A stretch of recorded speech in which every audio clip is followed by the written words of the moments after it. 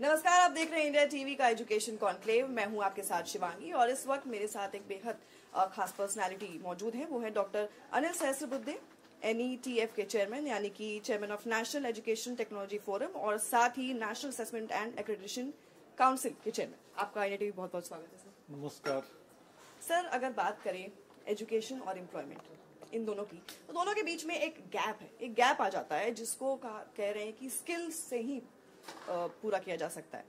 तो कैसे ये गैप जो है भारत में हम स्किल्स के थ्रू वो कर सकते हैं, पूरा कर सकते हैं उसको? देखिए, काफी सालों से हमारे देश में चर्चा तो हो रही थी कि there is a skill gap. जो डिग्री पाते हैं उनमें हुनर नहीं होती है, स्किल नहीं होती है। इसलिए राष्ट्रीय ये जो नीति आई, शिक्षा नीति 2020 में, इसके ऊपर बहुत ज्यादा जोर दिया गया। सबसे पहले स्कूल से ही शुरुआत, छठी कक्षा में से ही एक स्किल कम से कम, छठी से 8वीं तक और 9वीं से 12वीं तक कम से कम और 2 स्किल्स। यदि ये पाकर हायर एजुकेशन में छात्र आते हैं तो उनका एक ग्राउंडेडनेस होता है कि 2-3 चीजें हैं। एक तो डिग्निटी ऑफ लेबर, कौन से स्किल में कितना कष्ट होता है ये भी जाननी जरूरी है। उसके ऊपर उनके हाथ से काम करने की आदत हो जाती है। और फिर हायर एजुकेशन में जब आते हैं वो फिर BA इकोनॉमिक्स करे, साइकोलॉजी करे या BCom करे या इंजीनियरिंग करे या मेडिकल करे, तो हर चीज में कुछ ना कुछ स्किल्स की जरूरत जो होती है, जिसके वजह से एम्प्लॉयबिलिटी बढ़ती है। उसका ध्यान उनके मन में पहले से ही निर्माण होता है और कॉलेज में आसानी से वो अच्छा से कर सकेंगे। लेकिन अगर सर स्किल्स हम बढ़ा दें, बच्चे को हम पूरी तरह से तैयार कर दें, लेकिन एम्प्लॉयमेंट अपॉर्चुनिटी ना मिले, तो फिर कैसे होगा? नहीं, उसके लिए भी सरकार ने और सब लोग इसको जानते हैं कि जॉब निर्माण करना भी बहुत महत्वपूर्ण है। तो स्पेशली उच्च शिक्षा में हर कॉलेज और यूनिवर्सिटी में 2 चीजों की जरूरत है। एक तो एक इनोवेशन सेंटर, हर कॉलेज को एक इनोवेशन सेंटर बनाना चाहिए जहां छात्र अपना नया नया आइडियाज को लेकर सामने आए और उसको थोड़ा फिनिशिंग टच देने के लिए गाइडेंस, मेंटरशिप हमारे टीचर्स, वाइस चांसलर्स, डीन्स करेंगे। तो डिग्री होने के बाद जॉब के पीछे न जाते हुए अपना खुद एंटरप्रेन्योरियल जर्नी, स्टार्टअप क्रिएट करने के लिए बहुत सारे इंक्यूबेशन सेंटर्स आज DST के माध्यम से, अटल इनोवेशन मिशन नीति आयोग की तरफ से अवेलेबल है, उपलब्ध है। उसका उपयोग करेंगे। और ये आज नया नहीं है, गत 10 साल में, 10 साल पहले हमारे देश में 400 रजिस्टर्ड स्टार्टअप्स थे, आज 1,40,000 है। यानी सिर्फ IITs NITs नहीं, छोटे छोटे कॉलेजों में, यूनिवर्सिटी से जो छात्र डिग्री होके आ रहे हैं वो कोशिश करें। कुछ लोग फेल जरूर होंगे, लेकिन फेल होने के साथ साथ वो नया कुछ सीखेंगे और अगला नया और एक स्टार्टअप करेंगे, तीसरा करेंगे। ऐसा करते हुए सीरियल एंटरप्रेन्योर्स हमारे देश में बन रहे हैं और मेरे ख्याल से 115-20 के ऊपर जो यूनिकॉर्न्स बने हैं, ये बहुत रिकॉर्ड है। किसी भी देश में इतना फास्ट ट्रैक में नहीं हुआ है जी। लेकिन अगर हम एक तरफ बच्चों की स्किल्स बढ़ा रहे हैं, तो क्या हम टीचर्स को उतना केपेबल बना रहे हैं? उनकी ट्रेनिंग किस तौर पर चल रही है? आपने सही कहा, क्योंकि टीचर्स की ट्रेनिंग जब तक नहीं होती है तब तक वो छात्रों को क्या बताएंगे। तो इसलिए हम छात्रों को लाइफ लॉन्ग लर्निंग की दीक्षा देते हैं, लेकिन जब तक टीचर्स खुद लाइफ लॉन्ग लर्नर नहीं होते हैं तो उसका उपयोग नहीं होगा। तो 2 टाइप के ट्रेनिंग होते हैं। जो नया टीचर आ गए तो उनको उस प्रोफेशन के बारे में, पेडागोजी, स्टूडेंट के साथ कैसे इंटरेक्शन होना, परीक्षा में प्रश्न पत्रिका कैसे तैयार करना और भाषा के माध्यम से कैसे उनको समझाना, ऐसे अनेक जो अलग अलग विषय है, उसके लिए एक टीचर इंडक्शन प्रोग्राम आने के साथ साथ उसके बाद कांस्टेंट फैकल्टी डेवलपमेंट प्रोग्राम हर 2-3 साल के बाद बहुत नई नई चीजें हो रही है। उसके बारे में भी मालवीय मिशन टीचिंग सेंटर्स, ऐसे MMTTC, टीचर ट्रेनिंग सेंटर्स, ऐसे नाम से करीब करीब 113 यूनिवर्सिटीज में ऐसे सेंटर्स उपलब्ध किए गए हैं और वहाँ constantly through out the year ऐसे कोर्स चलेंगे। बाकी जो 1100 प्लस यूनिवर्सिटीज, 40,000 प्लस जो कॉलेजेस है, उनके टीचर्स को वहाँ जाना है। कुछ ऑनलाइन होगा, कुछ फिजिकल होगा, दोनों तरफ से उनको कांस्टेंट ट्रेनिंग की भी जरूरत जो है उसको भी पूरी की जा रही है। सर, आने वाले टाइम में क्या आप ऐसा देख पा रहे हैं कि जिस तरह से हम अपने बच्चों को ही नहीं बल्कि अपने यूनिवर्सिटीज और कॉलेजेस के इंफ्रास्ट्रक्चर को बेटर बना रहे हैं, तो क्या आने वाले टाइम में आप ये देख पा रहे हैं कि बाहर के, यानी कि फॉरेन कंट्रीज के स्टूडेंट्स इंडिया पढ़ाई करने आएंगे, वो भी उसी तादाद में जिस तादाद से भारत के बच्चे बाहर जाते हैं? उसको तो थोड़ा समय जरूर लगेगा, क्योंकि एक तरफ क्रेज हो गया है भारत के स्टूडेंट बाहर जाने का। करीब करीब 10 लाख स्टूडेंट बाहर जाते हैं, तो 40-50 हजार अंदर आ रहे हैं। तो हमारा इक्वेशन जो बिगड़ा हुआ है, लेकिन हम याद करेंगे तो दुनिया में सबसे पहली यूनिवर्सिटी जो है नालंदा तक्षशिला जब बनी थी, तब भारत के स्टूडेंट बाहर जा ही नहीं सकते थे, क्योंकि बाहर में यूनिवर्सिटी ही नहीं थी, सारी यूनिवर्सिटी यहीं थी। तो बाहर के लोग यहाँ आ रहे थे।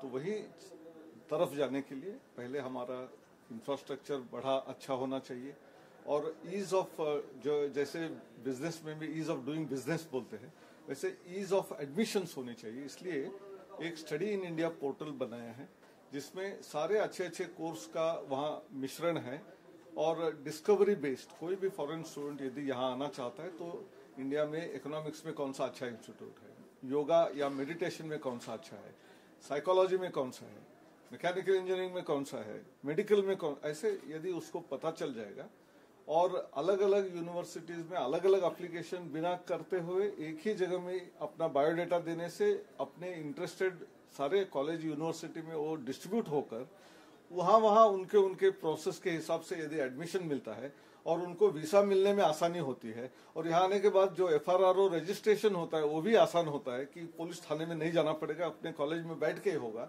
तो ये सुविधा जब होगी तब एक से दूसरे को, जैसे वर्ड ऑफ माउथ बोलते हैं, हमारा इनडायरेक्टली ब्रांडिंग होते रहेगा। 5-6 साल लगेंगे, 10 साल लगेंगे, तो शायद हो सकता है कि ये दोनों इक्वल हो जाएंगे, जाने वाले और आने वाले। वो दिन मैं भी आशा करती हूँ जल्दी आए। अब इसी के साथ एक रैपिड फायर राउंड कर लेते हैं। सर, 5 स्किल्स जो आपको लगता है कि बच्चों में होने चाहिए जो उन्हें लाइफ के लिए प्रिपेयर करें। सबसे इम्पोर्टेंट तो आज कंप्यूटर का जमाना है, तो फिर आर्ट्स, कॉमर्स, साइंस जो भी है उनको मिनिमम कंप्यूटर अवेयरनेस होना चाहिए।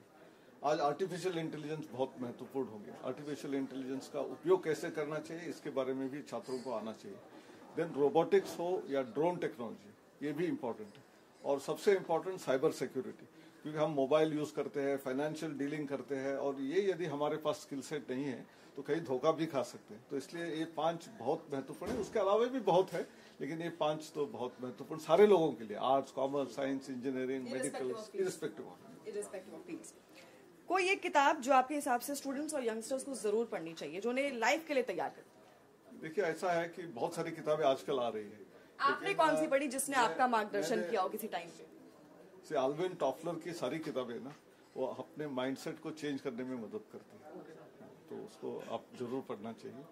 और the world is flat, Thomas Fridman, वो भी बहुत इम्पोर्टेंट है, क्योंकि पूरे जगत में जैसे भारत का वर्चस्व बढ़ रहा है और जैसे अमेरिका को भी ध्यान रखना चाहिए, ऐसे उसने कहा था, वो भी बहुत महत्वपूर्ण है। ठीक है।